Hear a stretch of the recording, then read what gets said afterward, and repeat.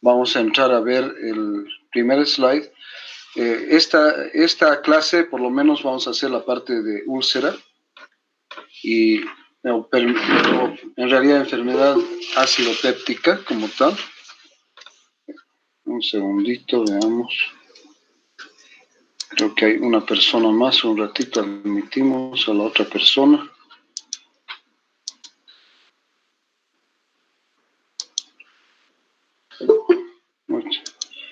Esperamos a alguien. Siguen entrando. Bien.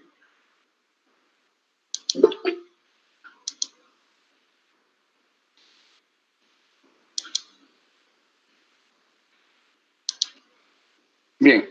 Entonces, como les decía, hoy vamos a ver la clase de enfermedades acidopépticas, ¿ya? ¿Qué es una enfermedad acidopéptica? Un grupo de desórdenes o erosión o ulceración de la mucosa del aparato digestivo, y que va a incluir, y esto es muy importante, la enfermedad por reflujo gastroesofágico, las úlceras gástricas y duodenales, la dispepsia no ulcerosa y la gastritis relacionada con el estrés. Como le estaba diciendo a mis alumnos en la clase previa, de que estas úlceras referidas al estrés son úlceras que no necesariamente están referidas al estrés psicológico, sino más al estrés físico.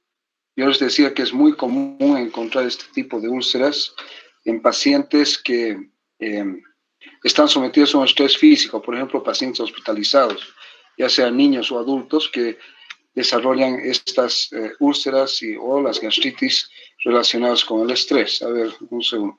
Esta es la última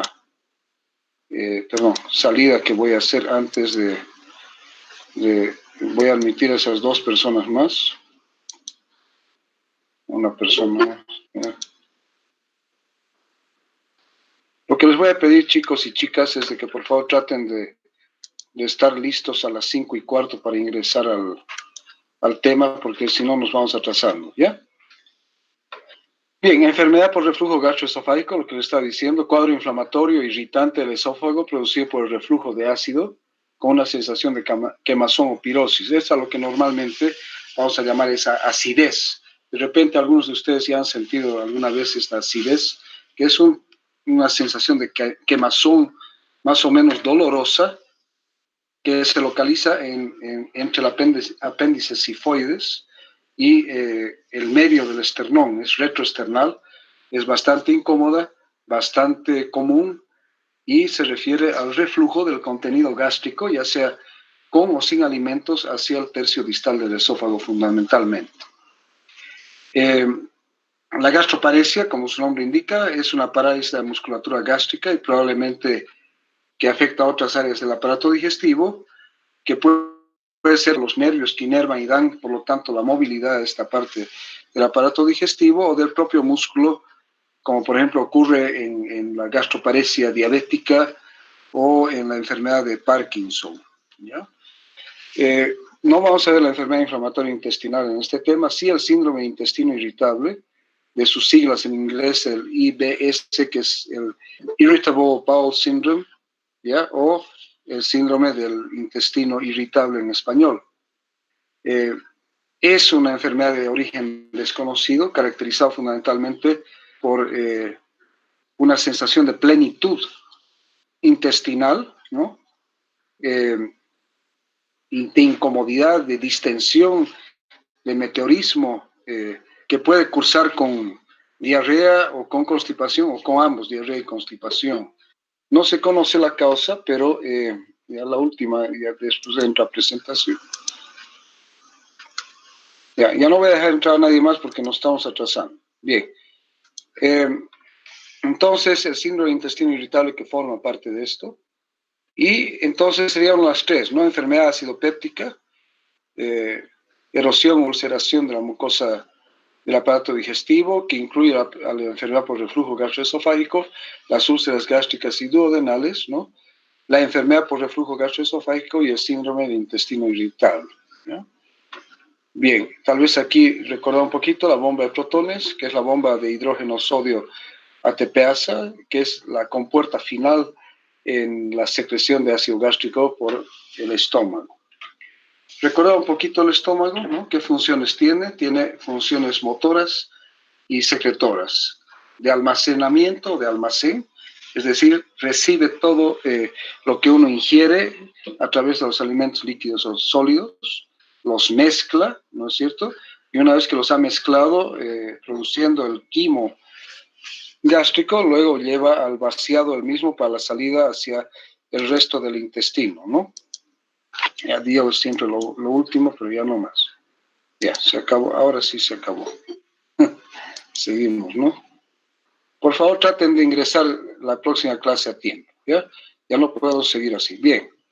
Entonces, secretoras de dos tipos, oxínticas a nivel gástrico, donde están las células parietales que secretan ácido clorhídrico y el factor intrínseco, importante para la absorción de la vitamina B12, y las células principales, cuya función principal es la secreción de pepsinógeno. Entonces, estas células que son fundamentalmente secretoras son las células gástricas oxínticas, que están compuestas por las células parietales que secretan ácido clorhídrico, factor intrínseco, y las células principales que secretan pepsinógeno. Y a nivel pilórico, las glándulas que secretan moco y gastrina, ¿no es cierto? Moco protector de la mucosa gástrica y la gastrina que estimula a las células productoras de ácido clorhídrico, por ejemplo, las dependientes de la histamina, las dependientes de la acetilcolina y, por último, aquellas que van a ir a la fase final, que es la secreción de ácido gástrico por las células parietales. Bien, ¿qué elementos deben ser tomados en cuenta en la farmacoterapia de la acidez gástrica, la úlcera péptica y el reflujo gastroesofágico? En primer lugar, de que el ácido gástrico y la pepsina normalmente no van a producir daño o síntomas de enfermedad acidopéptica. Es decir, todo ser humano produce ácido clorhídrico, todo ser humano produce pepsina, y esto no quiere decir de que esta producción de ácido gástrico y pepsina vaya a provocar una enfermedad. Recordar que el estómago está protegido por mecanismos de defensa de la mucosa y que están fundamentalmente relacionados con la producción de prostaglandinas y óxido nítrico. Las prostaglandinas dependientes de la ciclooxigenasa 1, que son citoprotectoras, son constitutivas y son el blanco para los efectos adversos, si así podemos llamarlo, de ciertos fármacos como los AINES, que actúan inhibiendo a la ciclooxigenasa 1 y la 2, ¿no? Pero a la ciclooxigenasa 1 y dando lugar a los efectos adversos. El flujo sanguíneo, el moco y el bicarbonato también son parte importante de la protección de la mucosa gástrica y duodenal. Si nosotros aquí hacemos un pequeño recuento, entonces, ¿cuáles son los factores de defensa de la mucosa gástrica y duodenal? En primer lugar, las prostaglandinas, luego viene el flujo sanguíneo, el moco y el bicarbonato. Esos 4 elementos se constituyen en los factores de la defensa de la mucosa, ¿ya? Por lo tanto, la prevención y tratamiento de trastornos relacionados con el ácido se logran ya sea disminuyendo la acidez y mejorando la defensa de la mucosa. Entonces, si estamos claros en este punto, ¿ya? No quiere decir que la ausencia de ácido necesariamente sea el tratamiento fundamental en el tratamiento de la enfermedad acidopéptica, ¿ya? Porque si nosotros tomamos en cuenta, por ejemplo, que en el caso de las úlceras relacionadas con la presencia del Helicobacter pylori a nivel gástrico y duodenal, estas alcanzan en suma más del 90%.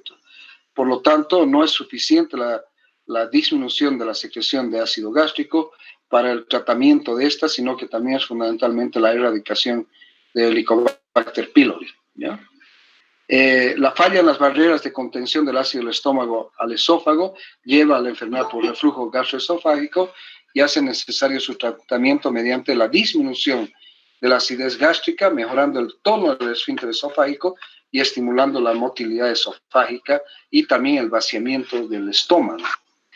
Cuanto menos tiempo permanezca el alimento en el estómago, menor probabilidad también habrá de reflujo. Entonces, estos factores son importantes. Por un lado, entonces, los factores agresores, constituidos fundamentalmente en los casos patológicos por el ácido y la pepsina, y por otro lado, los factores protectores de la mucosa, que hemos dicho que son las prostaglandinas citoprotectoras, el moco, el flujo sanguíneo y el bicarbonato. Bien. Oh, ¿qué pasó? En este cuadro, más o menos podemos ver, está en inglés infelizmente, pero de todos modos podemos ver más o menos los elementos que participan en la secreción ácida, ¿no es cierto?, del estómago. Entonces tenemos por un lado los estímulos que vienen a través de distintos elementos, ¿ya? Tenemos, por ejemplo, por un lado tenemos el vago, ¿no?, con la estimulación de la secreción ácida dependiente de estímulos a través de la acetilcolina. Por otro lado, la secreción de ácido gástrico dependiente de la histamina, que está por acá, ¿no es cierto? ¿Ya? Y a través de distintos tipos de receptores que al final terminan en la bomba hidrógeno-potasio ATPasa, que es la fase final de secreción de ácido en la mucosa. Y por otro lado, el factor protector, que es la somatostatina, que actúa protegiendo, disminuyendo la secreción de gastrina y por lo tanto disminuyendo la secreción ácida, ¿no? Bien, entonces aquí también otro cuadro donde vemos la secreción de ácido clorhídrico. Lo que vemos habíamos estado hablando, por un lado estimulados por la acetilcolina a través de estimulación del nervio vago, la histamina y la gastrina, e inhibidos por la secretina producida en el duodeno, el péptido inhibidor gástrico conocido como HIP, que está a nivel del duodeno y ayuno, y la somatostatina, que está a nivel de la mucosa gastrointestinal, que lleva a la inhibición de la secreción de gastrina y por lo tanto al inhibirse esta se inhibe la secreción ácida en general. Fíjense de que se secreta más o menos 500 mililitros de ácido clorhídrico al día, que eso es bastante, ¿no? Bien, el modelo esquemático de control fisiológico de la secreción ácida por las células parietales gástricas. Recordar que las células parietales son estimuladas por gastrina, que actúa sobre los receptores de la gastrina, el CCKB, que hemos visto en el anterior slide aquí, que estaba por acá, aquí está, ¿no? Aquí está, se fija en este lado, en este esquemita, que está ahí, que es los receptores de gastrina, CCKB, la acetilcolina que actúa sobre el receptor M3 y la histamina que actúa sobre los receptores H2. ¿Ya? Entonces, fíjense, son estos tres elementos los que hacen de que se secrete ácido clorhídrico por las células parietales. Este ácido es secretado a través de la membrana celular canalicular por la bomba que ya hemos visto, hidrógeno potasio ATPasa al lumen gástrico. La gastrina es secretada por las células G que están a nivel del antro en respuesta a los péptidos de la dieta intraluminales. Va a actuar directamente en las células parietales y también estimula la liberación de histamina de las células enterocromafines a nivel del aparato digestivo. A su vez, el nervio vago estimula las neuronas postganglionares del sistema nervioso entérico para liberar acetilcolina que actúa en las células parietales y en las células enterocromafines, ¿no es cierto? Por lo tanto, estimulando también la secreción de ácido gástrico. En el antro, la liberación del péptido liberador de gastrina, GRP, de las neuronas postganglianas incrementa directamente la liberación de gastrina. ¿Ya? Esto es un mecanismo diferente a la secreción de gastrina, sino que esto estimula e incrementa directamente la liberación de gastrina. La liberación de acetilcolina incrementa la secreción de gastrina en forma indirecta al inhibir la liberación de las células de la somatostatina por las células centrales tipo D. Por lo tanto, la acetilcolina, ¿ya?, a su vez está incrementando la secreción de ácido gástrico por acción en forma indirecta al inhibir la liberación de somatostatina, ¿no?, de somatostatina. Y el incremento en las concentraciones intraluminales de hidrógeno hace que las células centrales de tipo D liberen somatostatina y por tanto se inhiba la liberación de gastrina de células G y por lo tanto se inhibe la secreción de ácido gástrico. Es como decir, oye, ya tengo suficiente ácido acá, mi pH está bajito, por lo tanto ya no produzcas o ya no secretes ácido gástrico, que es un mecanismo de control a través de la somatostatina. Entonces, por lo tanto, la somatostatina va a inhibir la liberación de gastrina y esta inhibición de la liberación de gastrina va a tener su efecto sobre la secreción de histamina, por un lado, y el estímulo de esta a nivel de los receptores H2 y por otro lado la estimulación por parte de la acetilcolina. Recordad que la secreción de ácido gástrico es un proceso continuo, complejo, al que contribuyen múltiples factores centrales y periféricos para un punto final común, que es la secreción de ácido clorhídrico a través de hidrógeno por las células parietales. Hemos dicho ya que tanto la acetilcolina, que es un factor neuronal a través del nervio vago, factores parácrinos a través de la histamina y endócrinos a través de la gastrina regulan la secreción de ácido gástrico. Y a su vez, la secreción de gastrina está modificada y controlada por la liberación de somatostatina, ¿no? Existen receptores específicos, los receptores M3, los receptores H2, y el receptor 2 de la colecistocinina, o conocido como lo hemos visto hace un rato, el receptor 2-CCK2, que se encuentra en la membrana vasolateral de las células parietales, en el cuerpo y en el fondo del estómago. Todos estos receptores están relacionados con la secreción de ácido. Entonces, la acetilcolina y la gastrina envían señales a través de los receptores de gastrina que se acoplan a la vía de la fosfolipasa a través de la proteína GQ, la producción de IP3, diacilglicerol en las células parietales y también el incremento en las cantidades de calcio. Entonces, estas vías son dependientes de AMP cíclico y de calcio y activan a la HK-trifosfatasa de adenosina, ATPasa, y la bomba de protones que intercambian iones de hidrógeno y potasio a través de la membrana de la célula parietal y estimulan la liberación de ácido clorhídrico. Esta bomba, recordad que genera el gradiente iónico más grande conocido en los vertebrados, con un pH intracelular de 7.3 aproximadamente, e intracanalicular, fíjense, de 0.8. Entonces, ¿qué quiere decir? De que el pH a nivel de los canalículos de las células parietales está por debajo de 1, es extremadamente ácido. Y luego, una vez que es liberado ya hacia el lumen gástrico, el pH aproximadamente del ácido clorhídrico va a ser de aproximadamente 1,5 el pH, que va a subir a más o menos alrededor de 3 una vez que se han ingerido los alimentos y se ha formado el quimo gástrico. Esto obviamente también depende de la naturaleza de los alimentos que se han ingerido. Y este es el otro esquemita, lo mismo que hemos visto, ¿no es cierto? Aquí vemos la estimulación de los receptores, ¿no? Aquí tenemos el efecto de la estimulación de los receptores muscarínicos, ¿no es cierto? Histamínicos, ¿ya? Estos estimulan la secreción de ácido gástrico, ¿no es cierto? Y a su vez hay elementos que tratan de disminuir el efecto de estos, protegiéndolos, ¿no es cierto? ¿Qué hacen los antiinflamatorios no esteroideos?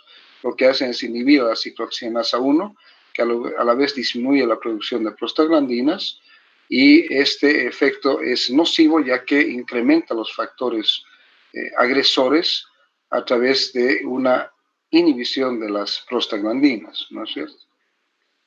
Bien, entonces si nosotros nos fijamos aquí, en esta otra parte del esquema, ¿no es cierto?, está fundamentalmente los factores de protección de la mucosa gástrica, ¿no es cierto?, a través de la secreción de moco y de bicarbonato, y a los que añadiríamos también el flujo sanguíneo.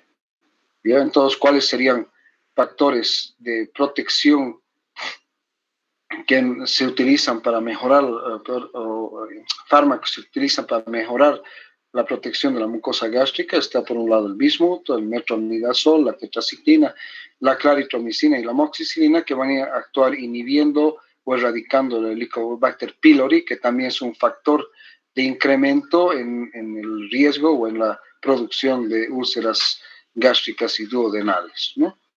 Y por otro lado, otros protectores de la mucosa gástrica como el sucralfato, y también podríamos incluir aquí a los antiácidos, que también aumentan la protección de la mucosa gástrica. Bien, bien, entonces vámonos. ¿Cuáles son las defensas gástricas contra el ácido? Los mecanismos de defensa de la mucosa gástrica buscan contrarrestar los efectos de la secreción de ácido clorhídrico y por lo tanto mejorar la defensa de la mucosa gástrica, protegiendo al esófago y al estómago. El esófago, normalmente una persona que tiene un esfínter esofágico inferior continente, es justamente este esfínter, ¿ya?, que es el que impide el reflujo del contenido gástrico y del ácido gástrico hacia el tercio distal del esófago. Pero no siempre este esfínter es continente, ¿ya? Entonces existen muchísimos problemas en el momento que ese esfínter es incontinente. Y al ser incontinente, no puede contener el retorno de ácido clorhídrico o del contenido gástrico hacia el tercio distal del esófago, y va a provocar daño en este. Recordar que tanto la mucosa como el epitelio esofágico es completamente diferente al gástrico y no está diseñado para soportar el contenido ácido del estómago, y eso lleva a distintos elementos patológicos a nivel del tercio distal del esófago, como son las erosiones, las úlceras, o en el caso del síndrome de Zollinger-Ellison, y también la transformación metaplásica de estas células del tercio distal del esófago, que ya están siendo sometidas a la agresión del ácido o del contenido gástrico, ¿ya? Bien, entonces recordar que el estómago está protegido fundamentalmente por la secreción de moco, por el flujo sanguíneo y por la producción de moco y de bicarbonato, ¿no? El moco se está secretando en forma continua, en forma rápida, en la forma de un gel insoluble que recubre en realidad toda la mucosa del estómago y retarda la difusión de iones y previene el daño a la mucosa mediante macromoléculas como la pepsina. Es estimulada la producción de moco a través de las prostaglandinas constitutivas, citoprotectoras como la I2, que también inhiben directamente la secreción gástrica de ácido por las células parietales. Es por eso que cuando estas prostaglandinas son inhibidas a través de los antiinflamatorios no esteroideos actuando sobre la ciclooxigenasa 1, entonces estos van a actuar como factores agresores que pueden llevar a la producción de gastritis o de úlceras gástricas. La somatostatina está producida por las células antrales de tipo D, inhibe la secreción gástrica de ácido a través de la inhibición de la estimulación de la gastrina. La acidificación del pH luminal gástrico a 3 estimula la liberación de somatostatina, que a su vez suprime la producción de gastrina, en un círculo de retroalimentación negativa, ¿ya?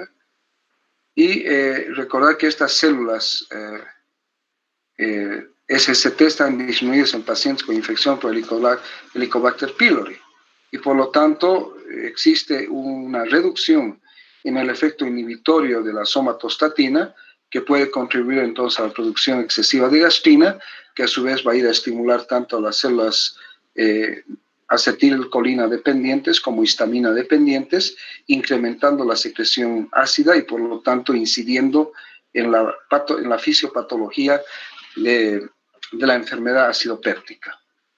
Bien, entonces aquí nuevamente para recordar, no se olviden de la secreción de ácido por un lado, y lo otro la producción de bicarbonato y de moco, protegiendo. Cuando existe un equilibrio entre esto, es decir, entre los factores agresores normales como son el ácido clorhídrico y la pepsina, sin la presencia de otro factor externo como es el Helicobacter pylori, y los factores de defensa de la mucosa gástrica como son la producción de moco y bicarbonato, asociados también al flujo sanguíneo, entonces la mucosa gástrica va a permanecer indemne. Cuando se produce un desequilibrio entre estos, ¿no es cierto?, es cuando va a ocurrir el daño de la superficie o de la mucosa con la producción de erosiones, úlceras o un proceso inflamatorio típico, por ejemplo, en las gastritis. Entonces, en este esquema vemos que el pH resultante de la secreción de ácido clorhídrico es de 2, ¿no es cierto? Habíamos dicho que era de 1.5 aproximadamente, y estos factores protectores de la secreción de moco y ácido clorhídrico están con un pH alcalino de 7. Entonces, estos factores protectores neutralizan un pH extremadamente ácido, ¿no?, a través de sus características alcalinas propiamente dichas. Bien, entonces esto vamos a pasar un poquito, ya hemos hablado de estos slides. Recordad solamente en este slide que las células principales de las glándulas oxínticas secretan pepsinógeno, el cual se activa, o sea, el pepsinógeno es el precursor de la pepsina, y el pepsinógeno se activa con un pH menor de 4, convirtiéndose en pepsina, la cual disminuye el potencial ulcerogénico del ácido. Esto puede parecer irónico, ¿no es cierto?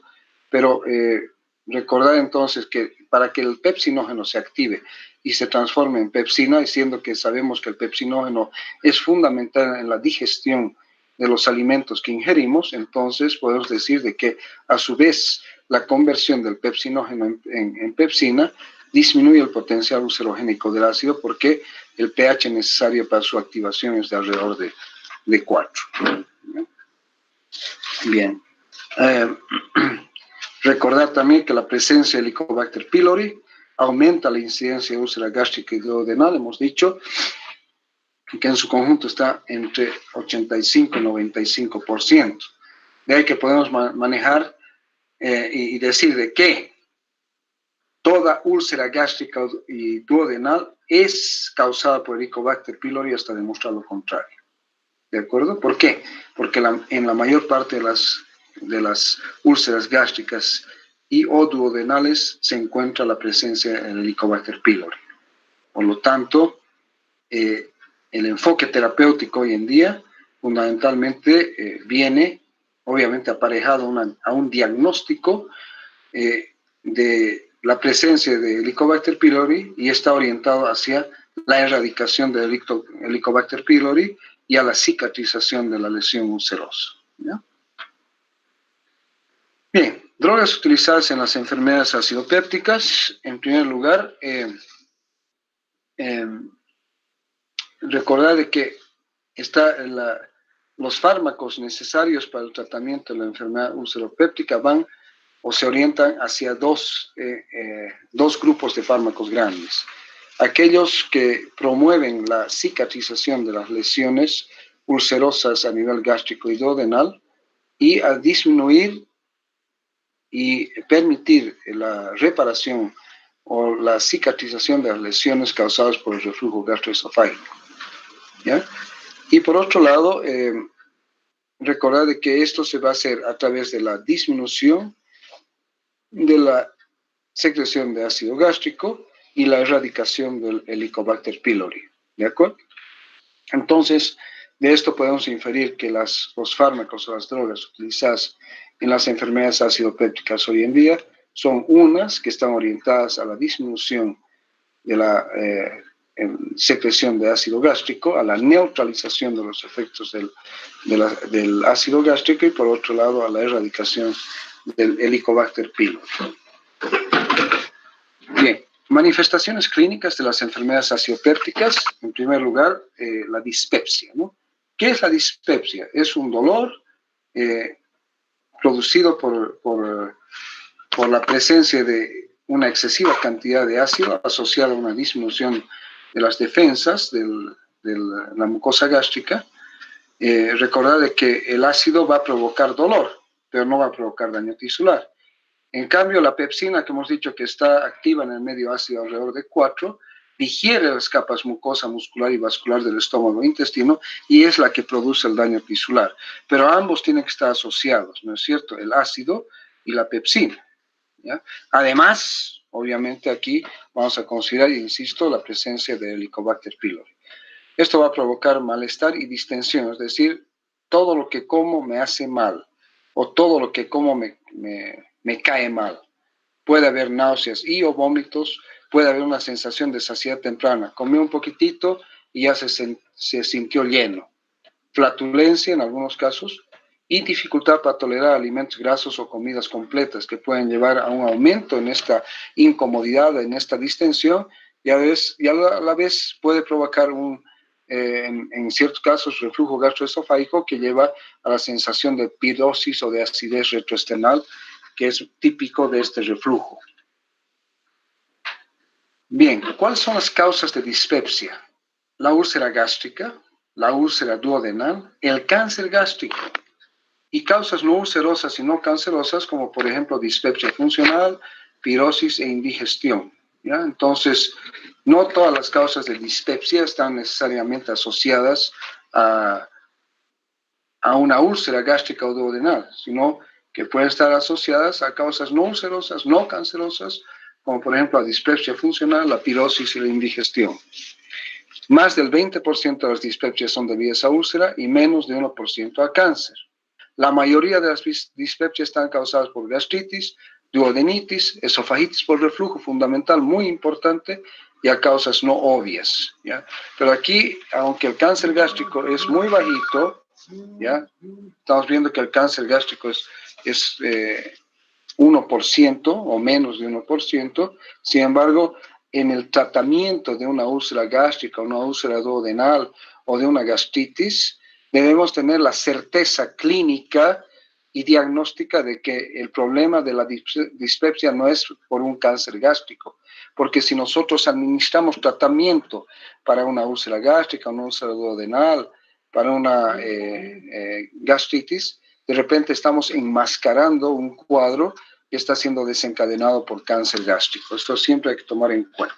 ¿Ya? Bien, etiopatogenia de las lesiones acidopépticas, Helicobacter pylori, hemos dicho en primer lugar, hemos dicho que en más del 85% de las causas de úlceras gástricas y duodenales juntándolas, está la presencia de Helicobacter pylori. Los AINES, el uso crónico, no estoy diciendo el uso de un AINE para un dolor de cabeza o un proceso inflamatorio corto, sino AINES administrados, digamos, a dosis y frecuencia terapéutica, es decir, cada 8 horas o cada 6 horas o cada 12 horas, durante periodos que van más allá de los 10 días. Daño mucoso relacionado al estrés, que hemos insistido que es el estrés más que todo físico, la hipersecreción de ácido en el síndrome Solling-Ellison, infecciones virales, insuficiencia vascular, radiación, quimioterapia, causas de origen genético, hábitos y costumbres. Ojo, ya nuestro estómago es reflejo de lo que comemos, dice un dicho, y eso es verdad. Ya los hábitos y costumbres, depende qué tipo de dieta tenemos, ¿no? Y, por ejemplo, si ustedes se ponen a pensar, y estudios han demostrado eso, que en Cochabamba particularmente nuestros hábitos y costumbres hacen de que exista una gran cantidad de problemas digestivos tipo dispepsia que llevan a úlceras, gastritis, etcétera, etcétera. Y por último, las causas idiopáticas, ¿no? De cáncer, perdón, de las causas idiopáticas de dispepsias, ¿ya? Bien, entonces fíjense en este otro esquema, que la mayoría de los pacientes, ¿no? Tienen la presencia de Helicobacter pylori.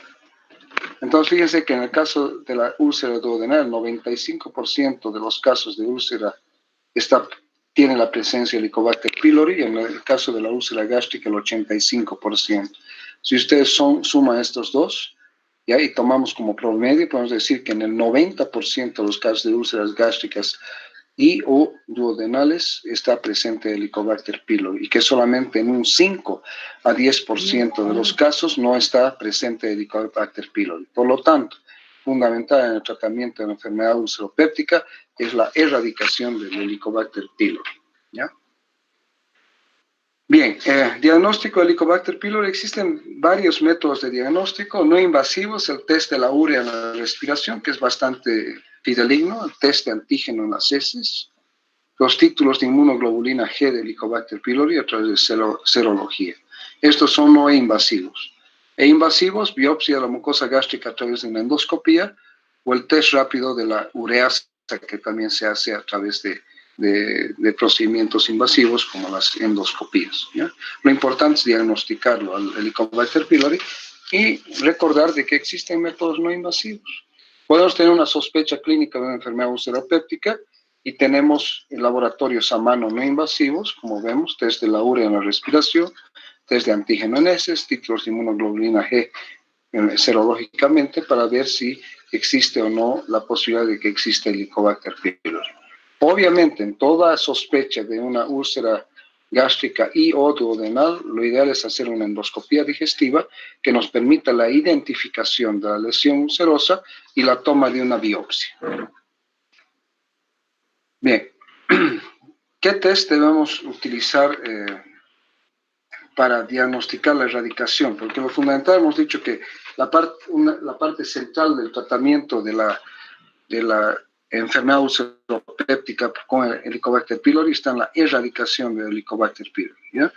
Entonces, podemos utilizar los exámenes no invasivos, ¿no? Test de la ureasa respiratoria, que es el de preferencia, y se debe realizar de 4 a 8 semanas después de completar la terapia, ¿no?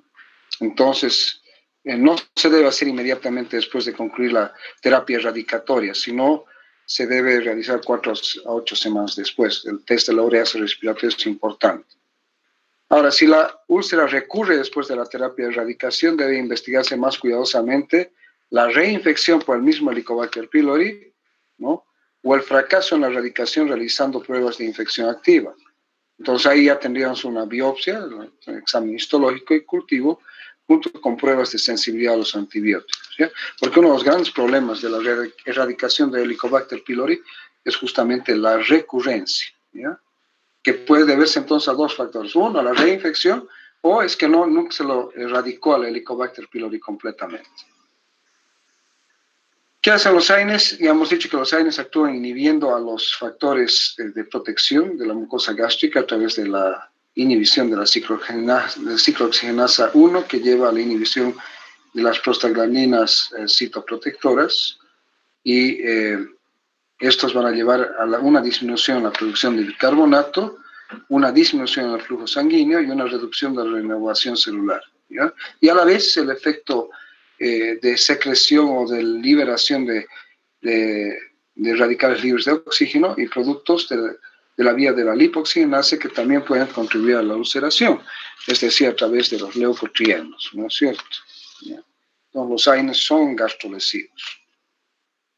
¿Cuál es el sistema subepitelial de la defensa? Está constituido fundamentalmente a través de la producción de prostaglandinas, que ya habíamos dicho, dependientes de la ciclooxigenasa tipo 1. ¿Ya?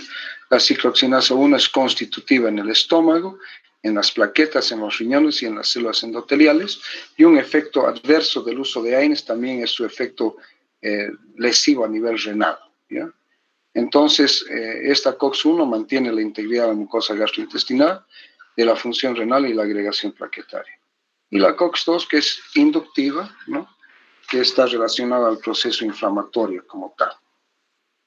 Bien, recordad entonces factores de defensa: bicarbonato, la capa de moco, el flujo sanguíneo, prostaglandinas y factores de crecimiento celular. Factores agresores: en primer lugar, Helicobacter pylori, el ácido clorhídrico, las pepsinas, los AINES, los ácidos biliares, la isquemia, la hipoxia y hábitos y costumbres como el tabaco y el alcohol.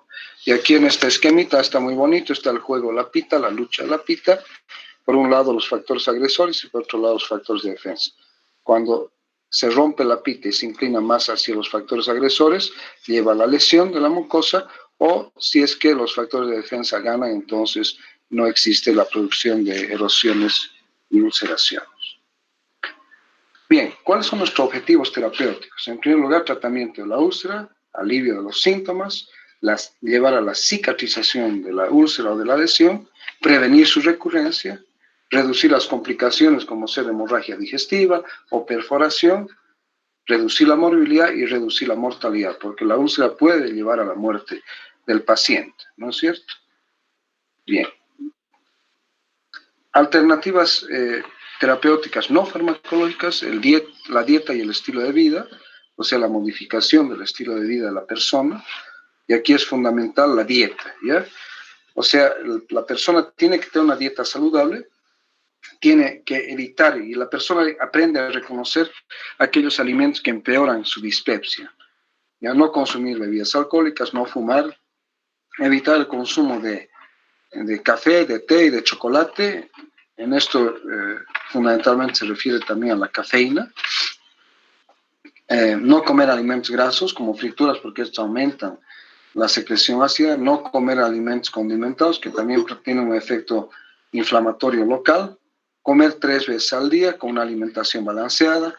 No comer tarde en la noche porque la digestión se hace más lenta, más difícil y puede empeorar el cuadro dispépsico. Y suspender y no consumir ANs si es que no son absolutamente necesarios, ¿ya? Porque a veces hay que utilizar ANs, como en el caso de enfermedades inflamatorias crónicas articulares, como en el caso de una artritis reumatoidea. Bien, entonces el tratamiento farmacológico va a estar orientado fundamentalmente a lo que yo ya había dicho antes, antagonistas, fármacos que inhiben la secreción ácida, donde básicamente tenemos dos grupos, los antihistamínicos H2 y los inhibidores de la bomba de protones, ¿ya? Entonces, ya habíamos hablado de los receptores histamínicos 2, se encuentran en la membrana vasolateral de las células parietales, no van a ser bloqueados por los antihistamínicos H1, ¿ya? Y además se encuentra en el músculo liso bronquial y vascular y en los linfocitos T. Pero aquí podemos ver claramente a los receptores histamínicos, ¿no? Aquí dos, ¿ya? Que son estimulados por la liberación de histamina, y estos a su vez van a ir a estimular la secreción de ácido. Entonces los antagonistas de los receptores actúan acá, ya los antagonistas H2 actúan aquí, a este nivel, ¿ya? Es decir, que la histamina se va a seguir produciendo, pero esta histamina no va a poder actuar porque estos receptores ya van a estar ocupados por los antagonistas H2. Y al estar ocupados por los antagonistas H2, entonces van a impedir que la histamina actúe sobre ellos y que por lo tanto estimule la secreción ácida. Entonces estos antagonistas H2 actúan inhibiendo la secreción ácida dependiente directamente de la histamina a través de los receptores H2 para la histamina en las células parietales del estómago. Bien, los antagonistas de los receptores H2 fueron los primeros medicamentos eficaces que actuaban directamente en la secreción ácida del estómago, es decir, que impedían la secreción ácida del estómago. Hasta entonces, el tratamiento de las enfermedades acidopépticas estaban más orientadas a neutralizar los efectos de la producción de ácido clorhídrico por el estómago. ¿Ya? Pero hasta entonces no se había tenido medicamentos que actuaban directamente inhibiendo la secreción ácida del estómago, ¿ya? Y, sin embargo, a pesar de su eficacia como inhibidores de la secreción ácida del estómago, estos han estado siendo reemplazados por los inhibidores de la bomba de protones. Y como yo les decía a mis alumnos más temprano hoy es de que ya en el mercado boliviano, al menos en el mercado local, el único antagonista H2 que realmente se encuentra fácilmente es la ranitidina. El resto, como la famotidina, la nisatidina, ya no los encontramos en el mercado boliviano. ¿Por qué? Porque han sido reemplazados por los inhibidores de la bomba de protones, ¿ya? Bien, ya hemos dicho cómo actúan. Son menos potentes que los inhibidores de la bomba de protones en relación a la secreción ácida. Estos inhiben alrededor del 70%, mientras que los inhibidores de la bomba de protones están entre el 90 o más % de inhibición de la secreción ácida. Pero es importante, y eso también recordar, de que los antagonistas H2 inhiben de manera predominante la secreción basal del ácido, y es por eso que son tan eficaces para suprimir la secreción ácida nocturna del ácido y favorecer la cicatrización de las úlceras. No se olviden que durante el día estamos ingiriendo alimentos, y la ingestión de estos alimentos aumenta el pH más hacia lo alcalino y por lo tanto de cierta manera también protege a la mucosa intestinal.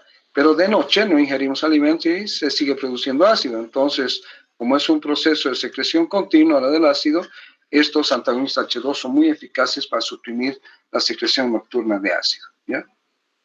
Farmacocinéticamente se absorben con rapidez por vía oral, alcanzan valores séricos máximos en 1 a 3 horas, se pueden administrar por vía endovenosa. El ejemplo típico es el uso de ranitidina, en nuestro medio ampliamente difundido en pacientes pediátricos, pacientes adultos de distinta manera, fundamental en la profilaxis del desarrollo de úlceras por estrés en pacientes hospitalizados, ¿ya? La ranitidina se tiene que administrar 3 o 4 veces al día, dependiendo, directamente por vía endovenosa, ¿no? Y los otros que infelizmente, como les digo, no se encuentran mucho en el mercado nacional, como la famotidina, que pueden administrarse 1 a 2 veces por día. Se excretan por riñón mediante filtración y secreción tubular. Por lo tanto, estos fármacos deben modificarse sus dosis cuando existen pacientes con insuficiencia renal.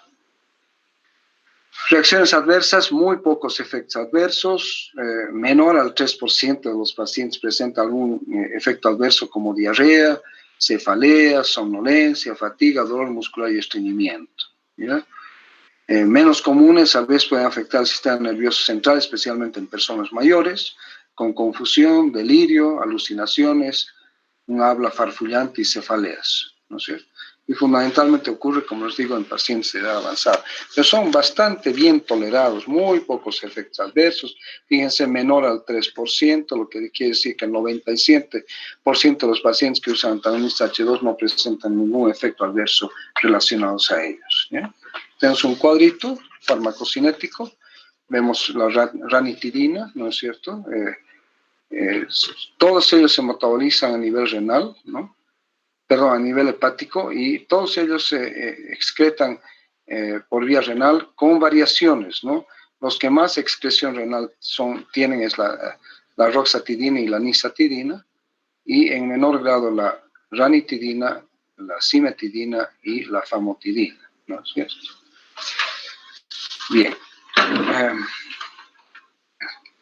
¿Cuáles son las aplicaciones terapéuticas de los antagonistas de los receptores H2? Promover la cicatrización de úlceras gástricas y duodenales, tratar el reflujo gastroesofágico no complicado, se utilizan para producir la cicatrización de la úlcera duodenal y la úlcera gástrica, ¿ya? La úlcera duodenal cicatriza en el 75% de los casos con una administración continua de 6 a 8 semanas por un antagonista H2, y la úlcera gástrica en un 75 a un 90, perdón, en un 90% cuando se administra antagonista H2 por 6 a 8 semanas.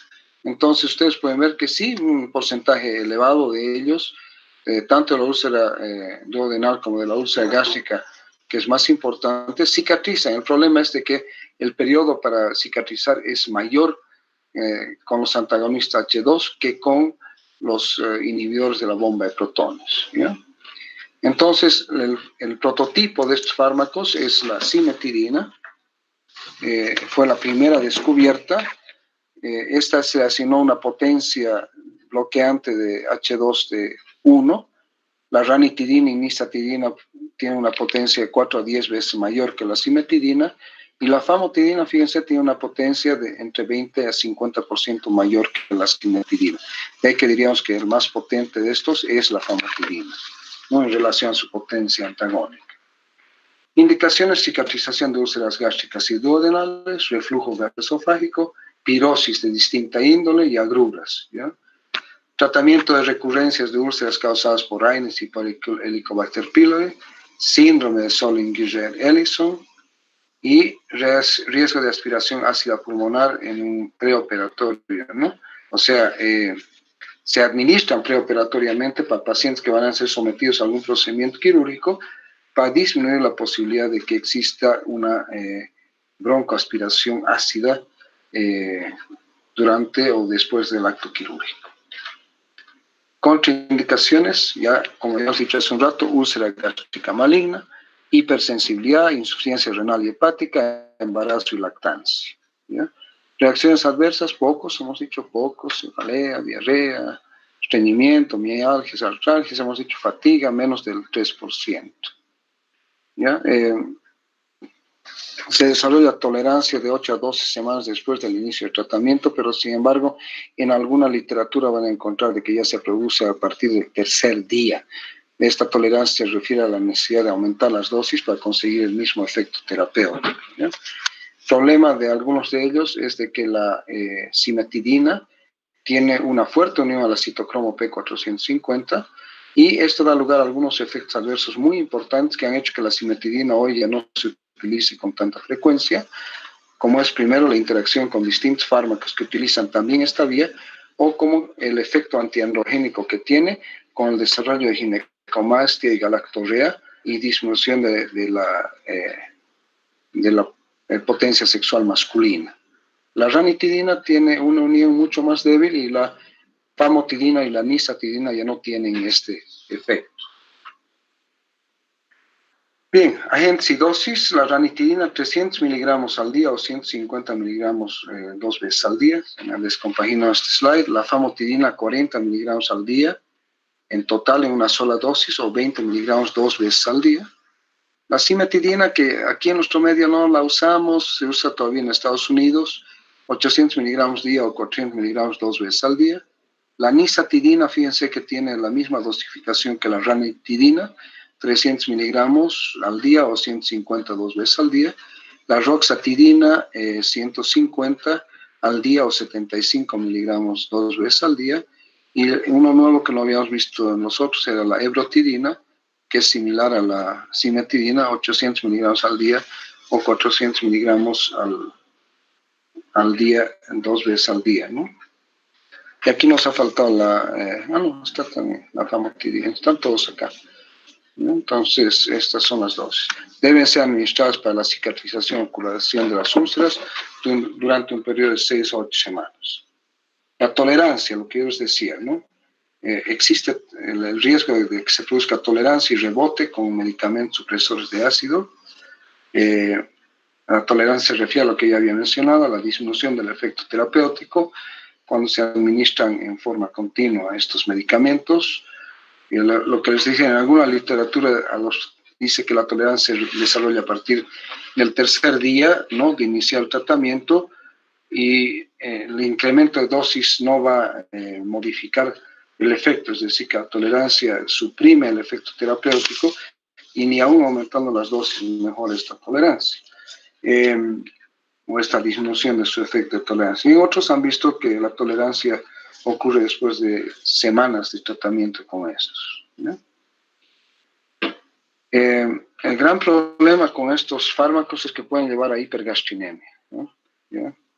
Esta hipergastrinemia es secundaria a la estimulación de la liberación de histamina de las células enterocromafina. Entonces hay que tener mucho cuidado con esto. Tal vez el efecto adverso más severo viene a ser justamente la hipergastrinemia, que puede comportarse como un gastrinoma, estimulando la secreción ácida, ¿ya?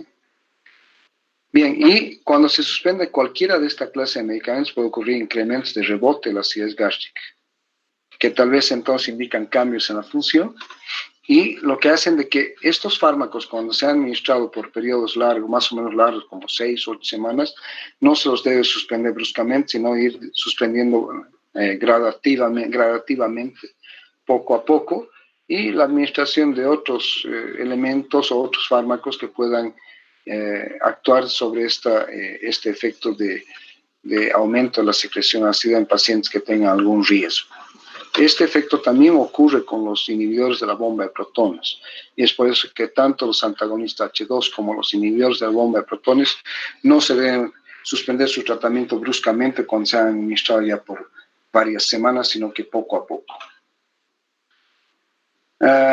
Bien, entonces esos serían los antagonistas H2. Ahora vamos a ir a ver los antagonistas. Perdón un segundito, no estoy viendo mi número de slide. Ahorita nos vamos. Bien. Entonces, los antagonistas H2 son los supresores más potentes de la secreción ácida, gástrica de ácido. Ya son los inhibidores de la bomba hidrógeno-potasio TPasa.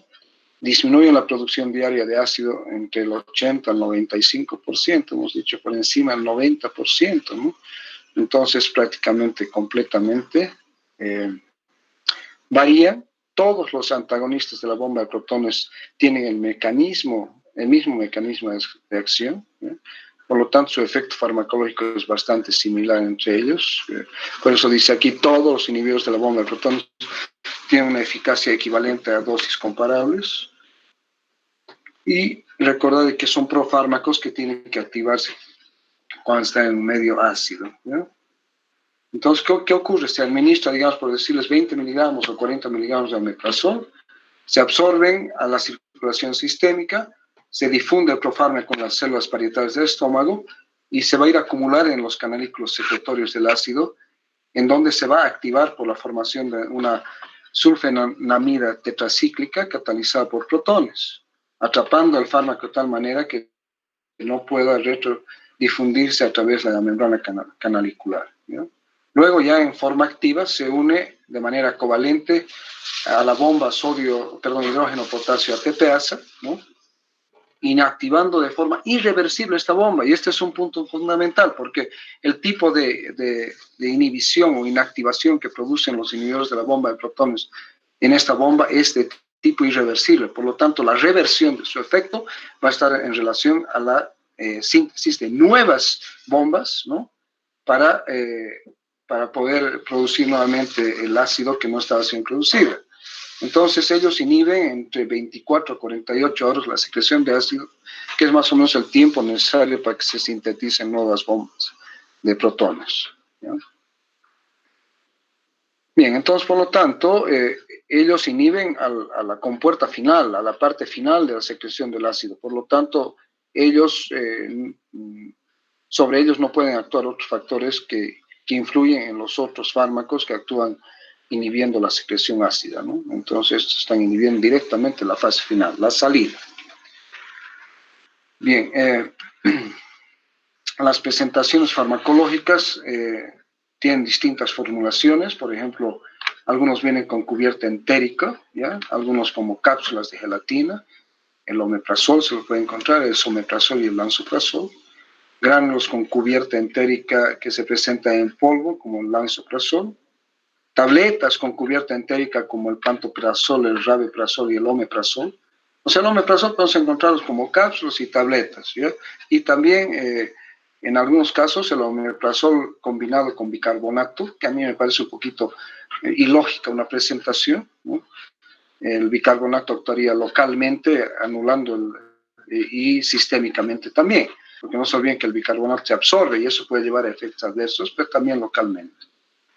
¿Ya? La vía de administración de ellos es por vía oral, ¿ya? Y en algunos casos, cuando es necesario suprimir la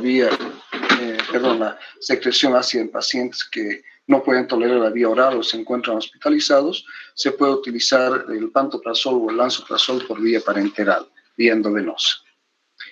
Entonces, aquí tenemos más o menos un esquemita. Ahí están algunos: omeprazol, esomeprazol, los más conocidos en nuestro medio, y el pantoprazol.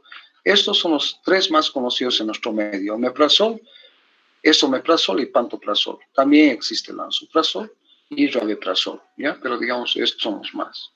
Ya sabemos cómo inhibe, ¿no es cierto? Disminuye la producción de ácido, son profármacos que se activan en medio ácido, producen una unión irreversible a las bombas hidrógeno-potasio ATPasa, por lo tanto, la restitución de la función de las bombas depende de la síntesis de nuevo hidrógeno potasio ATPasa, que más o menos demora hasta 48 horas. ¿Y cuándo termina su acción? Cuando se sintetizan nuevas bombas de protones, ¿ya? Aquí otro ejemplo, ¿ya? Fíjense que la puerta final, la compuerta final de salida del ácido es a través de la bomba hidrógeno-potasio ATPasa. Todas las otras vías, acetilcolina, la gastrina, ¿no? Todas ellas y la histamina van a actuar incrementando la secreción de ácido, pero que tienen que necesariamente pasar por esta compuerta.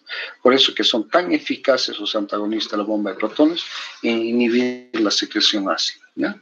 La farmacocinética, solamente lo importante acá es de que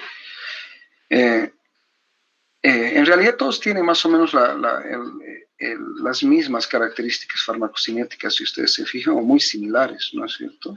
Muy similares, ¿no? Tanto en su absorción, en su distribución, fíjense, unión a proteínas elevada, todas son metabolizadas a nivel hepático, algunas por la citocromo P450, otro por el sistema de enzimas de las CYPs, ¿no? De distintos, la 3A4, la 1219, la 3A5, ¿no? Su eliminación. Bien.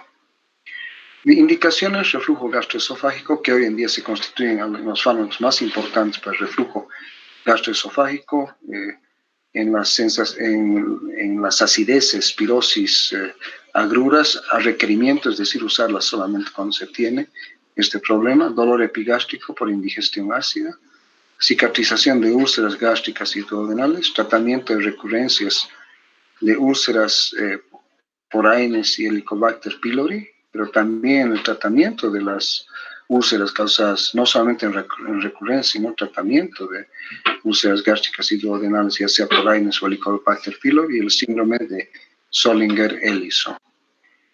Contraindicaciones, fundamentalmente la hipersensibilidad. Existen pacientes que presentan hipersensibilidad a los inhibidores de la bomba de protones, reacciones adversas, rash tal vez el más importante, mialgias, artralgias, puede haber flatulencia, dolor abdominal, puede haber estreñimiento o diarrea, náuseas y en algunos pacientes la pérdida del cabello. Sin embargo, estos efectos adversos no son muy evidentes en la mayor parte de los pacientes, ¿ya? Tal vez la flatulencia, el dolor abdominal, diarrea o estreñimiento podrían ser los más comunes y más incómodos, y también el rash, ¿ya?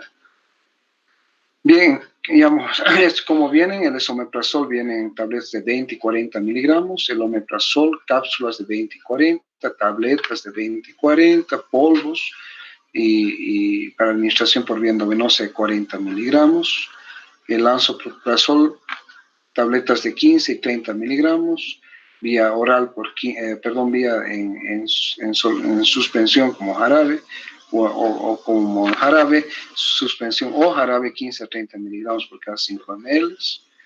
El pantoprazol, cápsulas de 20, de 40, fíjense que más o menos las formulaciones son similares para todos ellos, ¿no? También el pantoprazol se puede administrar por vía parenteral, similar al omeprazol, y el rabeprazol, tabletas de 10 y 20 miligramos, que tal vez viene a ser más potente, ¿no? Pero después, fíjense, son bastante similares, 20 y 40, 20 y 40, ¿no es cierto? Bien, y el lansoprazol es el que sale un poquito fuera, que es de 15 y 30, y el rabeprazol de 10 y 20. Bien, fíjense que es más o menos un esquema terapéutico ya. Si hay agruras e indigestión, ¿cuál va a ser la dosis de esomeprazol? De 20. De omeprazol dice aquí 10, pero yo más bien me quedaría con 20 también para el omeprazol. El lansoprazol 15, el pantoprazol 20 y el rabeprazol 20. Entonces, fíjense que prácticamente todos, con excepción del lansoprazol, serían 20, incluyendo el omeprazol. Tratamiento de úlceras gástricas duodenales es omeprazol 40, omeprazol 40. El lansoprazol hemos dicho que es el único que se sale, 30. El pantoprazol, fíjense, 40, y el rabeprazol, que hemos dicho que es el más potente, por lo tanto la dosis va a ser la mitad para el tratamiento de úlceras gástricas y duodenales. Profilaxis de recaídas de úlcera, 20 para eso y omeprazol, 20 para el pantoprazol, 20 para el rabeprazol y 30 para el lansoprazol, que es el que se sale, este que está en rojo. Tratamiento de gastritis por uso de ANS. El lansoprazol es el más efectivo, 15, pero también se puede utilizar cualquiera de los otros, el 20 de omeprazol o 20 de esomeprazol. Síndrome de Zollinger-Ellison, fíjense de que las dosis son de 20 a 40, de 20 a 80 en el caso del omeprazol. Fíjense, de 60 a 120, por lo tanto el lansoprazol se utiliza a dosis bastante altas para el síndrome de Zollinger-Ellison, el pantoprazol de 20 a 60 y el rabeprazol 40. Entonces el tratamiento del síndrome de Zollinger-Ellison implica dosis más altas. Y erradicación del Helicobacter pylori, la misma, ¿no? 20 a 40, 20 a 40, 30, ¿no? Del lansoprazol, 40 del pantoprazol y 20 del rabeprazol, que es el más potente. Pero fíjense, más o menos 40, 40, 40. Bien. Entonces, sería precauciones. Se debe usar con cautela en pacientes con enfermedad hepática, embarazo, lactancia. Pueden enmascarar los síntomas de cáncer gástrico, como también en el caso de los antagonistas H2. ¿Ya? Tener por eso un buen diagnóstico, tener la seguridad de que no se trata de un cáncer. Al inhibir la acidez gástrica también afectan el factor intrínseco y por lo tanto disminuyen la absorción de vitamina B12. ¿Ya? Esto hay que tomar en cuenta. Y de preferencia administrarlos en ayunas para mejorar su absorción, su biodisponibilidad y su efecto sobre un mayor número de bombas activas, porque si es que uno lo ingiere con el estómago ya lleno después de alimentos, van a haber varias bombas que están siendo ocupadas o utilizadas, mejor entre comillas, por la presencia de alimento en uno. Y por lo tanto el número de bombas activas va a disminuir. Bien, en relación a notas, la hipergastrinemia es más frecuente y más grave la hipergastrinemia con inhibidores de la bomba de protones que con antagonistas del receptor H2, y en un 5 a 10% de enfermos a los que se administra omeprazol por tiempo prolongado se observan valores de gastrina mayores a 500 nanogramos por litro, ¿no? Esta hipergastrinemia puede predisponer a una hipersecreción de ácido gástrico de rebote cuando se suspende el medicamento. Y sin embargo se han utilizado los inhibidores de la bomba de protones y se utilizan ampliamente en todo el mundo sin que hayan surgido reportes importantes sobre su seguridad. Por lo tanto, hay estudios o hay habido trabajos que tratan de implicar a los inhibidores de la bomba de protones con daño renal. Sin embargo, hay trabajos que contradicen esto. Pero lo hecho es de que estos son muy buenos fármacos, tienen pocos efectos adversos y en realidad son fármacos ideales para el tratamiento de las enfermedades acidopépticas.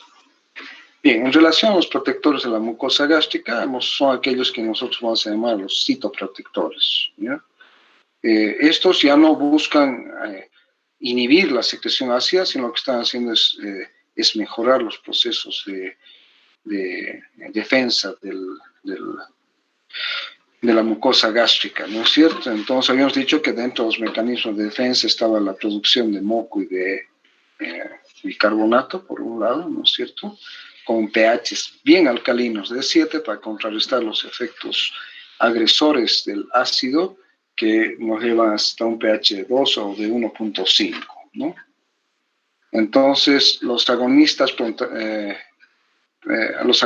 las prostaglandinas son aquellos que buscan incrementar los factores de defensa de la mucosa gástrica a través de la producción de moco y de bicarbonato, por lo tanto llevando a la mucosa gástrica más hacia un lado alcalino.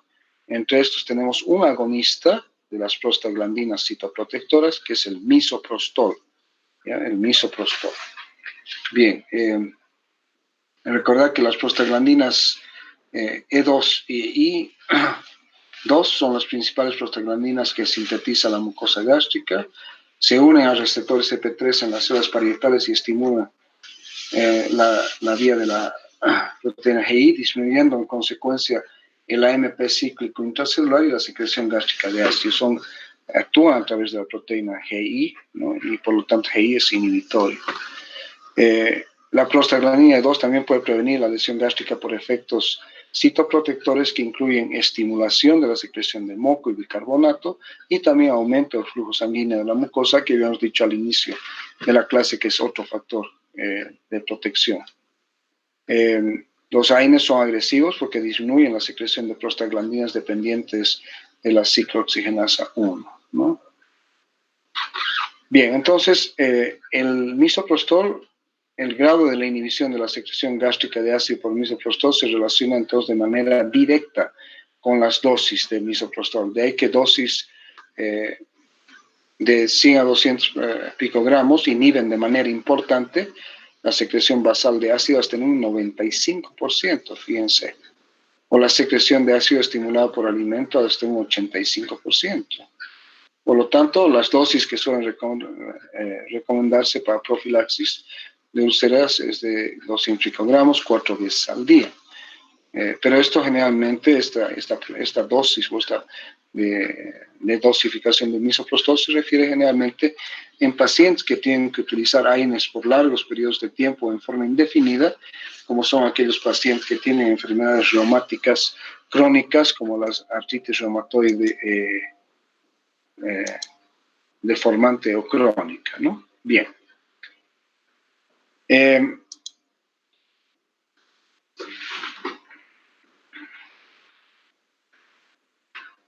Entonces, el misoprostol viene a ser el prototipo. Existen otros, también derivados de la prostaglandina E1, que es el rioprostil, el trimoprostil y el arbaprostil. Estos son más nuevos, ¿ya?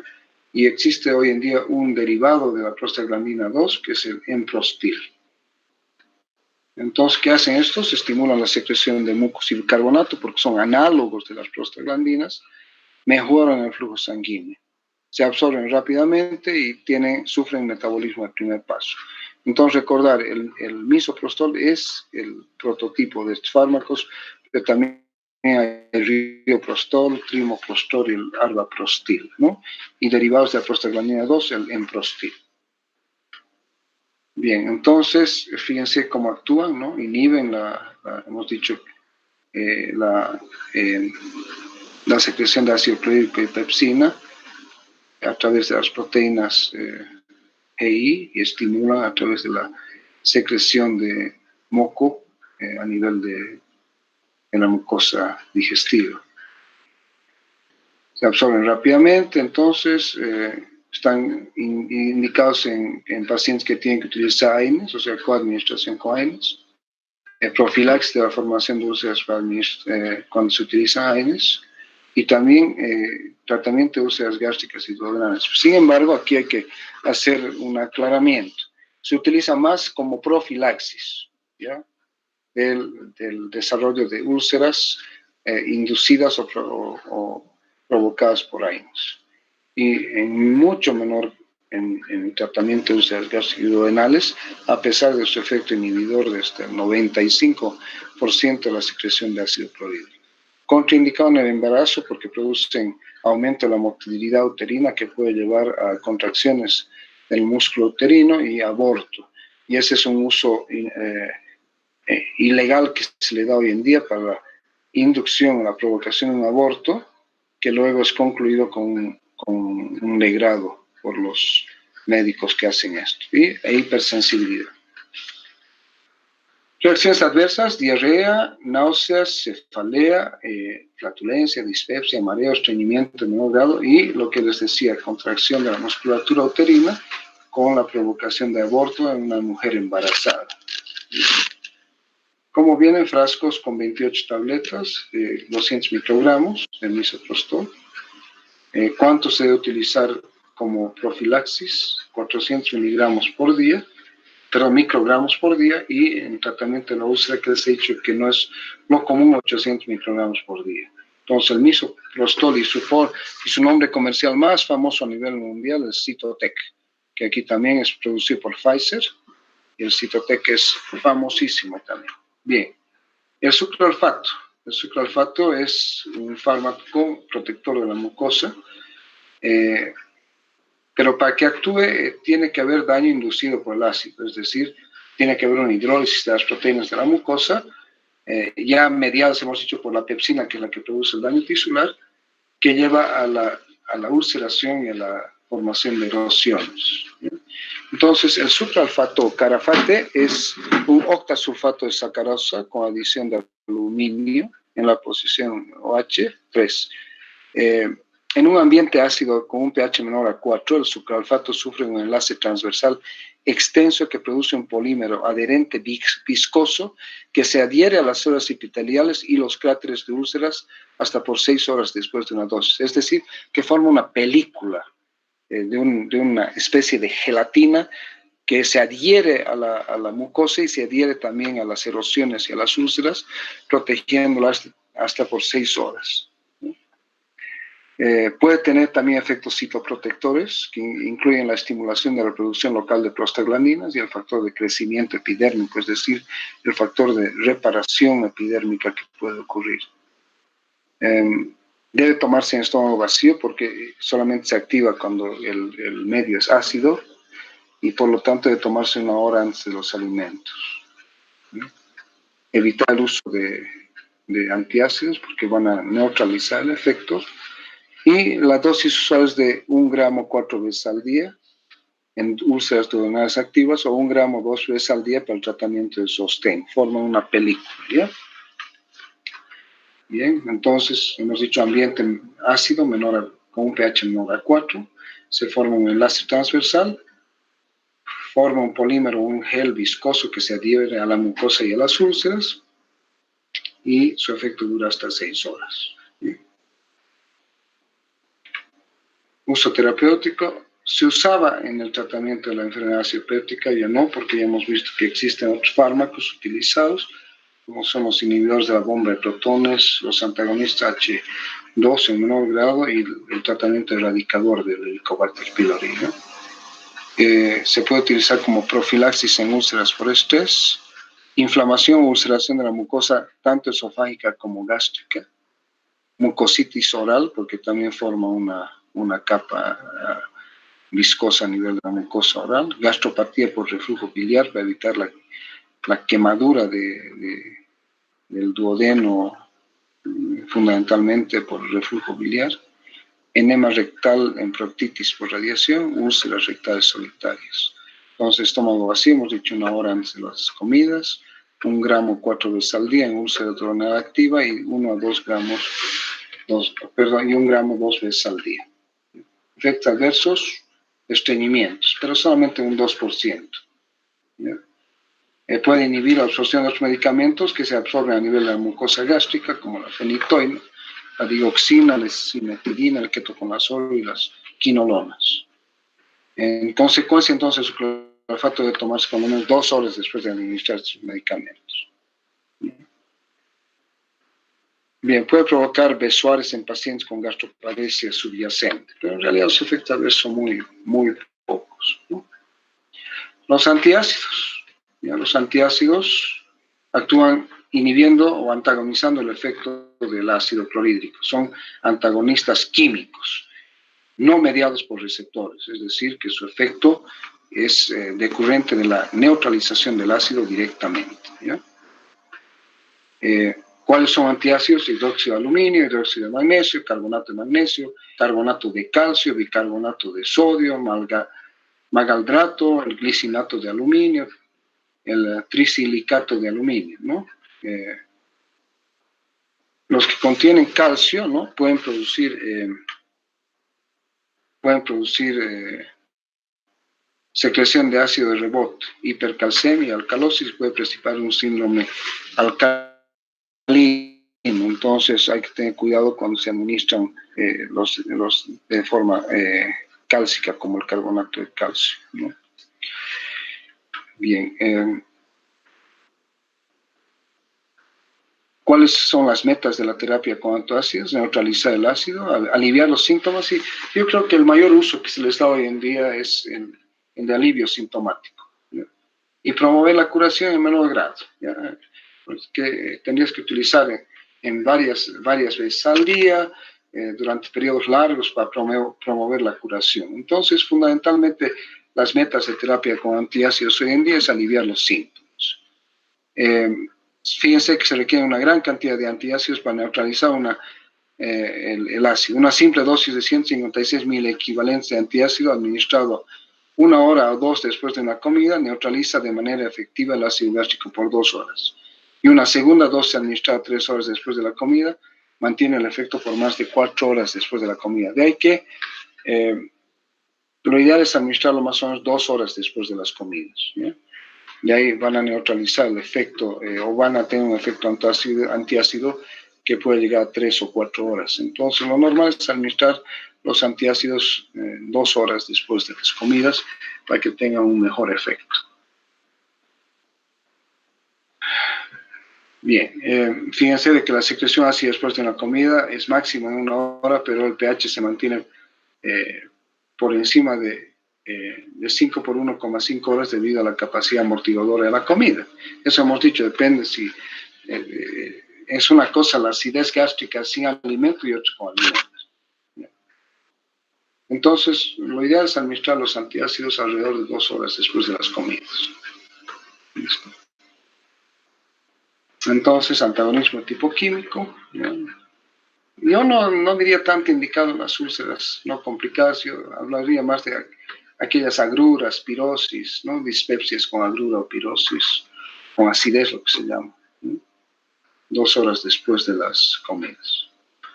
Vienen combinados, magnesio con aluminio, uno tiene tendencia a producir diarrea y el aluminio estreñimiento. Entonces, el asociar magnesio con aluminio neutraliza el efecto, por un lado, de diarrea del magnesio y el estreñimiento por el aluminio. Bien, el bicarbonato de sodio neutraliza la acidez gástrica, es hidrosoluble. El gran problema es de que se absorbe en forma sistémica y por lo tanto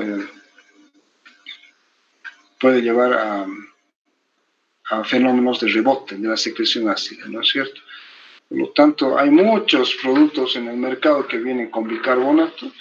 Esas tabletas que se usan aquí o se promueven para después del Alka-Seltzer, hay distintos chaquitabs que tienen bicarbonato para neutralizar la acidez después de una tremenda farra con alcohol, ¿no?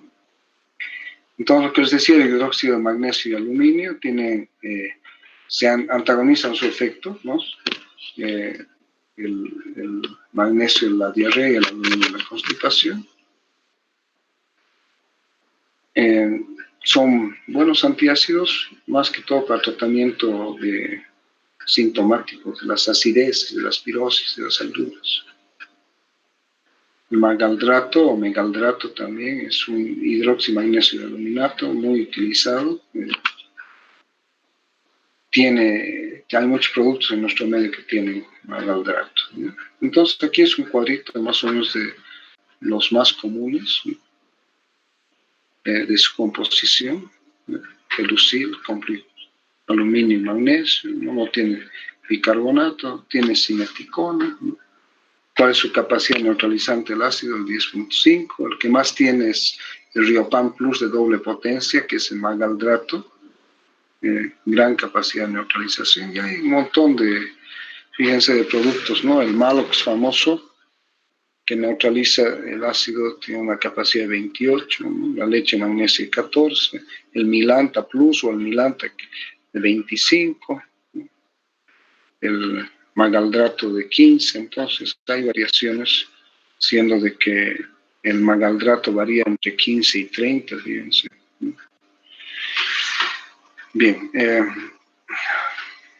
efectos colaterales, absorción de cationes, sodio, magnesio, aluminio, calcio, que lleva a alcalosis sistémica relacionada con la falla renal, y el contenido de sodio, por eso digo, el bicarbonato de sodio debe ser motivo de precaución en pacientes con insuficiencia cardíaca. ¿No? Entonces, de preferencia es mejor utilizar antiácidos que no se absorban, que vayan a neutralizar químicamente el ácido, ¿no? Y más que todo hemos dicho en el tratamiento sintomático de las agruras, de las dispepsias con acidez, con pirosis, ¿no? Efectos colaterales, ya les decía, el aluminio constipante, el magnesio diarrea, por lo que se utilizan combinados para neutralizar.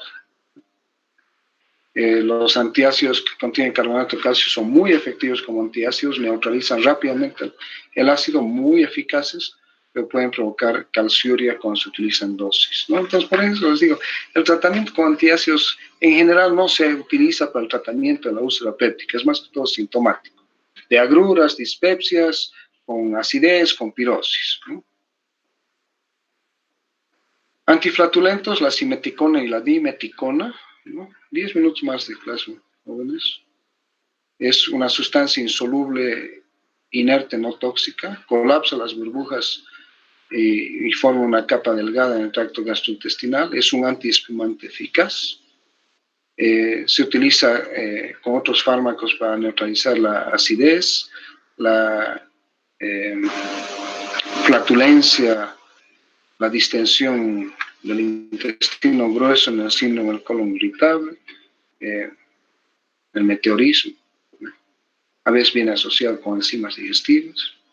Es muy común encontrar la simeticona o la dimeticona con enzimas digestivas en trastornos de tipo digestivo. Entonces, es eficaz. Sus dosis adulto de 40 a 125 miligramos por día. Los comprimidos vienen de 40, ¿no? Miligramos. Entonces, la dosis máxima es 125. Estaríamos hablando de 3 comprimidos por día.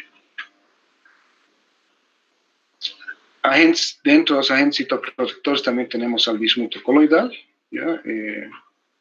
Que además de ser citoprotector, tiene una actividad antibacteriana frente al Helicobacter pylori. No se conoce el porqué de su efecto antibacteriano. Sí es un excelente citoprotector y está también en los esquemas de tratamiento erradicador del Helicobacter pylori que vamos a ver posteriormente, ¿ya? Parece que incrementa la síntesis de prostaglandinas por la mucosa gástrica, aumenta la producción de bicarbonato. No se absorbe muy bien, por lo tanto el 1 al 2% solamente se absorbe. La mayor parte se elimina por heces. En la sangre está unida a las proteínas. Esta eliminación por heces de la mayor parte hace que le dé una... A pesar de que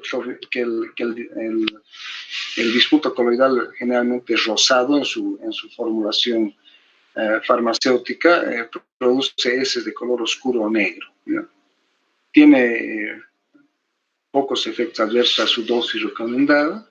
Como les decía, es oscurecimiento de las heces y también cuando no se tiene el cuidado de enjuagarse la boca con su administración o lavarse la boca puede provocar también una coloración negra de la lengua. Eso hay que advertirle al paciente. Entonces, es muy utilizado en Estados Unidos con un nombre comercial que es conocidísimo, que se llama el Pepto-Bismol, ¿ya? Generalmente se ha utilizado en los trastornos ácido pépticos durante años de años, es muy utilizado en Estados Unidos, es un fármaco de venta libre que no necesita receta.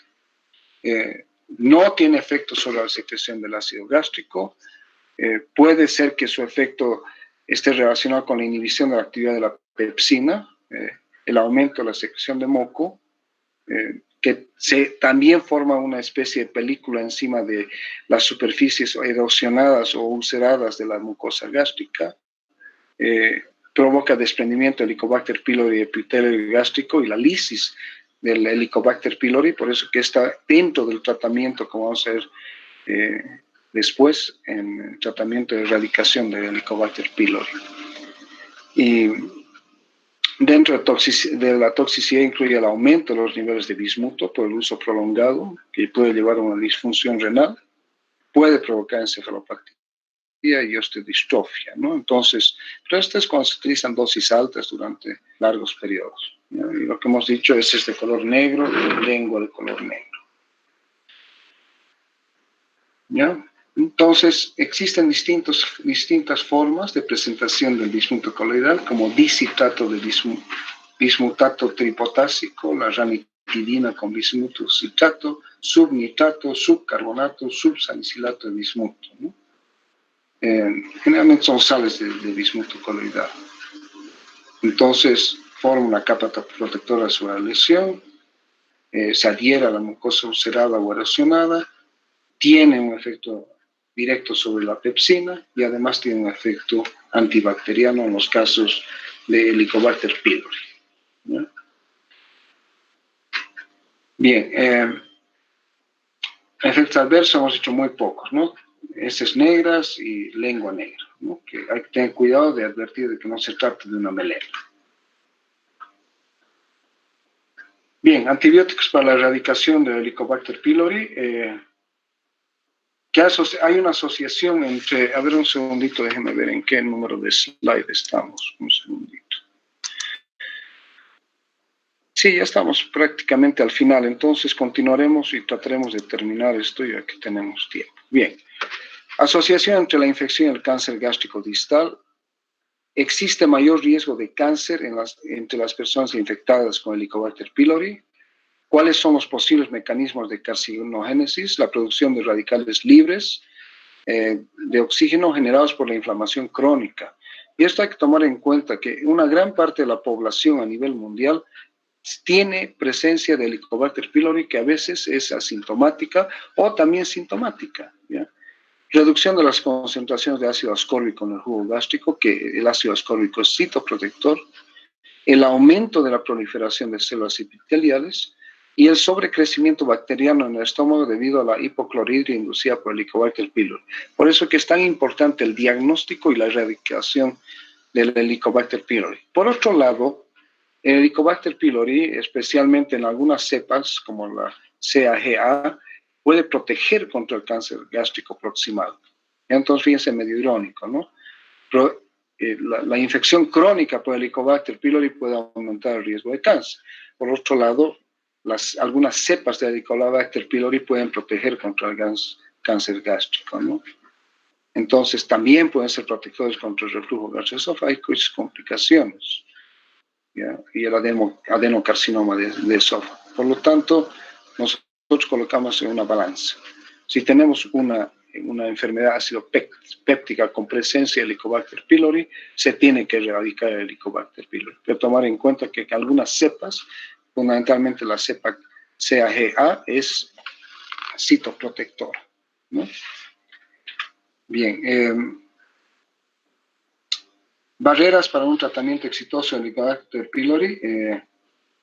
Cuando decimos que el paciente está curado del Helicobacter pylori, cuando no se pueden detectar organismos de Helicobacter pylori 4 a 6 semanas después de la terapia. Por eso que los exámenes para detección, como habíamos mencionado al principio, deben ser 4 a 6 semanas después de la terapia, ¿ya? Falta de detección o bacterias durante o inmediatamente después del tratamiento puede reflejar solo supresión, no la cura. Por eso que la cura es cuando 4 a 6 semanas después ya no se encuentra el Helicobacter pylori, ¿ya? Y generalmente en la práctica clínica la curación suele ser confirmada por exámenes no invasivos, como hemos dicho, el test de la ureasa en el aliento, ¿ya? Y recordar de que es muy distinta la respuesta a la terapéutica erradicadora del Helicobacter pylori en in vitro que in vivo, ¿ya? Entonces, hay factores como el pH gástrico, el gel mucoso, hay resistencia a los antimicrobianos, la motilidad, que pueden afectar la erradicación, ¿ya? Entonces, terapéutica de la infección por Helicobacter pylori, aquí estamos viendo el famoso Pepto-Bismol que yo les decía, que es rosado, ¿no es cierto? Es famosísimo en Estados Unidos en tabletas, en suspensión, o el Kaupectate, ¿no? Bien, el tratamiento triple por 14 días, un inhibidor de la bomba de protones, más generalmente 40 miligramos, ¿ya? Más claritromicina 500 miligramos, más, si fuese el caso, metronidazol 500 miligramos o amoxicilina 1 gramo, 2 veces al día, ¿ya? Puede sustituirse la amoxicilina o el metronidazol por 500 miligramos de tetraciclina, ¿ya? Entonces, este es el triple tratamiento tradicional o clásico, ¿ya? Pero generalmente es un inhibidor de la bomba de protones, que puede ser el omeprazol 40 miligramos por día, 20 y 20, claritromicina 500 miligramos y 1 gramo de amoxicilina 2 veces al día. Es el típico triple. Sin embargo, la amoxicilina puede sustituirla por metronidazol 500 o 500 miligramos de tetraciclina. Ahora, cuando este tratamiento no ha funcionado o hay una recidiva, se puede utilizar el tratamiento cuádruple por otros 14 días. Inhibidor de la bomba de protones, nuevamente puede ser omeprazol 20 2 veces al día, más metronidazol 500 miligramos 3 veces al día, fíjense que ya no es 2 veces al día, más aumentamos el subsalicilato de bismuto 525 miligramos, más tetraciclina 500 miligramos 4 veces al día. Aquí ya no lleva amoxicilina, fíjense, y son 4, ya son omeprazol, por decirles, metronidazol, ¿no? Bismuto y la tetraciclina. O una alternativa es un antagonista del receptor H2 en vez de inhibidor de la bomba de protones, también 2 veces al día, por decir, famotidina 20 miligramos 2 veces al día, más subsalicilato de bismuto 525, más metronidazol 250. Hemos bajado el metronidazol de 500 a 250, más tetraciclina hemos mantenido 500, pero esto también 4 veces al día, ¿ya? Bien, y aquí están las dosis que ya habíamos visto, ¿no? Entonces, tratamiento triple y tratamiento cuádruple. Otro esquema de tratamiento son uno que se llama terapia larga de erradicación del Helicobacter pylori. ¿Ya? ¿Cómo es el esquema de tratamiento? Omeprazol 20 miligramos, como hemos dicho, en el triple, ¿no? 1 gramo de amoxicilina, también 2 veces al día, y 500 miligramos de claritromicina 2 veces al día. Este es el tratamiento triple clásico. ¿Cuántos días dura este tipo de tratamiento? 14 días. ¿Cuál es la tasa de erradicación de Helicobacter pylori siguiendo este tratamiento? De 80 a 86%. Es bastante elevado. Otro esquema de tratamiento, en vez de omeprazol, usamos lansoprazol 30 miligramos 2 veces al día, amoxicilina 1 gramo 2 veces al día, lo mismo, y claritro 500. Hemos reemplazado el omeprazol con lansoprazol, también hasta 14 días, 10 a 14 días. Su tasa de erradicación es similar hasta el 86%.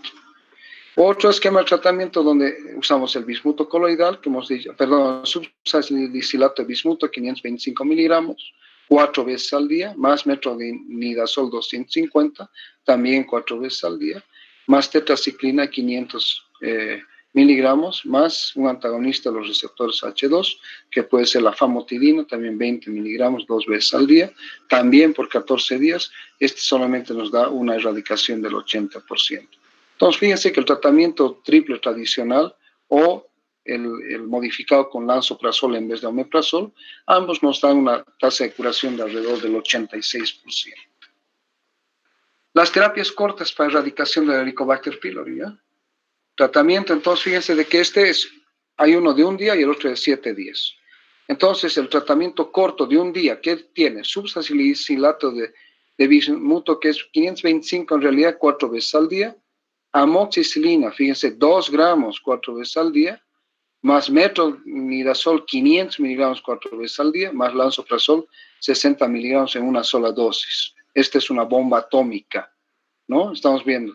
Subsalicilato de bismuto 525 miligramos 4 veces al día, amoxicilina 2 gramos 4 veces al día, metronidazol 500 miligramos 4 veces al día y 60 miligramos de lansoprazol.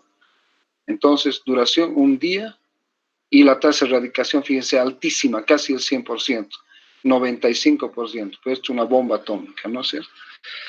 Bien, el otro es lansoprazol 30 miligramos, ¿ya? 2 veces al día, amoxicilina 1 gramo 2 veces al día, y claritromicina 500 miligramos 2 veces al día por 7 días, ¿ya? En pacientes con dispepsia y Helicobacter pylori, la erradicación es también alta, 90%. Entonces uno se plantea la erradicación larga de 14 días o la erradicación corta. Fíjense que en relación al porcentaje de erradicación es mucho más alta en las dos terapias de 1 día y de 7 días, ¿no? Otro esquema de erradicación corta es, en vez de 1 día y 7 días, es de 5 días. En una de ellas, clarito, 250 miligramos 2 veces al día, más amoxicilina. Ya no es clarito 500, ¿no? Sino es 250 más amoxi 1 gramo 2 veces al día, más metronidazol 400 miligramos 2 veces al día, más lansoprazol 300 miligramos, perdón, 30 miligramos 2 veces al día. 5 días. Entonces, pacientes con dispepsia por 3 meses o úlcera endoscópica más Helicobacter pylori, la tasa de erradicación es alta, también es 89 y es un tratamiento corto.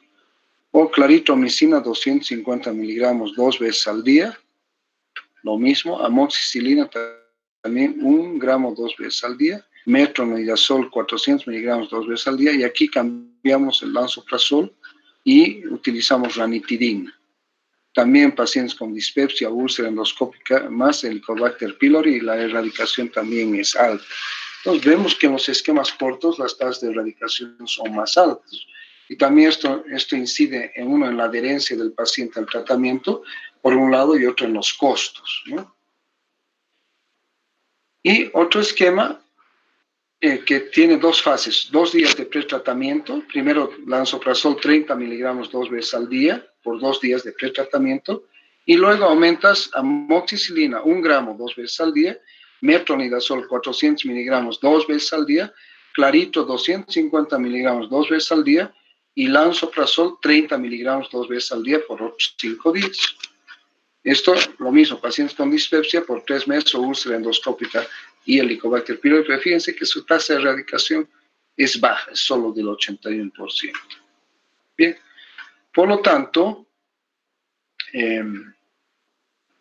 nosotros nos iríamos más o uno a la terapia tradicional larga de 14 días o a las cortas de 1 o 7 días o la de 5 días, pero con 4 fármacos, ¿no? Bien, esto es un resumen nomás de lo que habíamos visto antes, ¿ya? Entonces, con esto concluimos. Existe el gran problema de resistencia del Helicobacter pylori al tratamiento, ¿ya? Y esto se ha visto especialmente en fracasos de la terapia de erradicación. Hemos dicho que los exámenes para ver si el Helicobacter pylori se ha erradicado o no deben ser a las 6 u 8 semanas, ¿no? Fundamentalmente basados en biopsia y resultados de cultivo. Este aspecto es bien importante de la resistencia en pacientes con alto riesgo de complicaciones por la infección de Helicobacter pylori.